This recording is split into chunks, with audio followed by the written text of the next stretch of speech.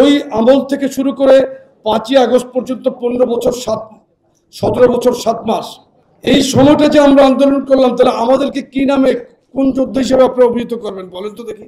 এই যে জুলাইতে কিন্তু আমরা মাঠে ছিলাম, ছাত্র জনতার গণ অভ্যুত্থানে জাতীয়তাবাদী ছাত্র দলের যে ভূমিকা ছিল, পাশাপাশি যুবদল প্রত্যেকটি ফ্রন্টে একদম মূল ফ্রন্টে কিন্তু আমরা ছিলাম রাস্তায়।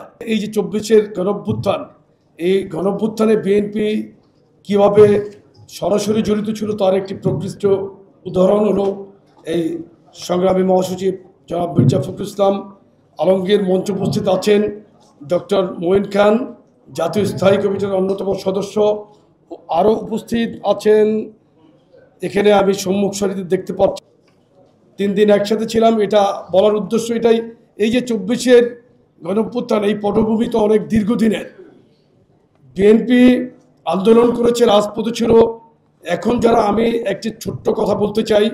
আমাকে সাংবাদিকরা যখন জুলাই যোদ্ধা সম্পর্কে জিজ্ঞেস করে, আমি তখন তাদেরকে পাল্টা প্রশ্ন করেছিলাম যে আমরা যে ফ্যাসিস্ট বিরোধী আন্দোলন করলাম 15 বছর 7 মাস, শেখ হাসিনা বিরোধী আন্দোলন, এবং মঈনুদ্দিন ফখরুদ্দিন যে বাংলাদেশের যেই ধ্বংসের যে কারিগর, তাদের বিরুদ্ধে যে আন্দোলন করলাম, যারা আমাদের প্রিয় সাংগঠনিক অভিভাবক জনাব তারেক রহমানকে অত্যাচার করে, নির্যাতন করে, স্পাইনাল কর্ড ক্ষতিগ্রস্ত করলো, বাংলাদেশকে অকার্যকর করার চিন্তা করলো, ওই আমল থেকে শুরু করে 5ই আগস্ট পর্যন্ত 15 বছর 17 বছর 7 মাস এই সময়টা যে আমরা আন্দোলন করলাম, তাহলে আমাদেরকে কি নামে কোন যোদ্ধা হিসেবে আপনারা অভিহিত করবেন বলেন তো দেখি।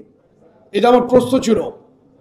তো এখন কথা হলো যে এই যে জুলাইতে কিন্তু আমরা মাঠে ছিলাম, ছাত্র জনতার গণ অভ্যুত্থানে জাতীয়তাবাদী ছাত্র দলের যে ভূমিকা ছিল, পাশাপাশি যুবদল প্রত্যেকটি ফ্রন্টে একদম মূল ফ্রন্টে কিন্তু আমরা ছিলাম রাস্তায়।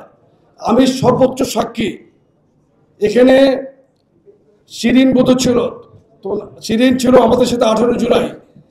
শান্তিনগর, বেইলি রোড, কাকরাইল, মালিবাগ মৌচাকে মুহুর্মুহু গুলি যখন হচ্ছে, তখন রাজপথে 24 আওয়ার্স আমরা ছিলাম। ওদিন ছিলাম ওই অঞ্চলে। এক একদিন এক একটা জায়গায় আমরা মিছিল করতাম। এই যে জুলাই গণ অভ্যুত্থান, এই গণ অভ্যুত্থানে আমাদের প্রিয় সাংগঠনিক অভিভাবক জনাব তারেক রহমান প্রত্যেক দিন স্কাইপিতে আমাদের সাথে কথা বলতো, ইন্টারনেট শাটডাউন না হওয়া পর্যন্ত। এবং উনি একটা পর্যায়ে বিএনপি সহ প্রত্যেকটি গণতান্ত্রিক দলকে এই আন্দোলনে মাঠে নামার জন্য আহ্বান করলেন। একটা পর্যায়ে এক দফা দিলেন যে ফ্যাসিস্ট হাসিনার পতন না হওয়া পর্যন্ত রাজপথ থেকে আমরা যাব না। সবচেয়ে বড় কথা হলো, যেদিন ইন্টারনেট শাটডাউন করলো, ওয়াইফাই নেটওয়ার্ক এবং আপনার মোবাইল নেটওয়ার্ক বন্ধ হয়ে গেল, তখন আমরা বাটন ফোনে চেয়ারম্যান মহোদয়ের সাথে কথা বললাম।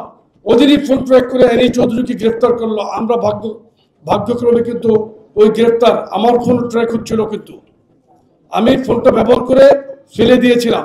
রাস্তায় এক জায়গায় নেমে কথা বলেছি, মুভেবল থাকার কারণে ফোনটা ভালো মতো ট্র্যাক করতে পারে নাই। এখানে টেকনোলজিটা বোঝার কারণে আল্লাহ আমাকে ওদিন রক্ষা করেছে। তাহলে অ্যারেস্টের তালিকায় আমরাও ছিলাম। বহু নির্যাতন, অত্যাচার ভোগ করেছে। এখানে নেতৃবৃন্দ, সিনিয়র নেতৃবৃন্দ বলবেন। আমি শুধু একটি কথা বলতে চাই, এই 24-এর গণ অভ্যুত্থান, যেটা 22 দিনে কিন্তু একটি বিল্ডিং যেরকম করা যায় না, গণ অভ্যুত্থান সাকসেস হয় না। কিন্তু এটার গণ অভ্যুত্থানের পিছনের ইতিহাস কিন্তু অনেক পুরাতন, প্রায় দেড় যুগের।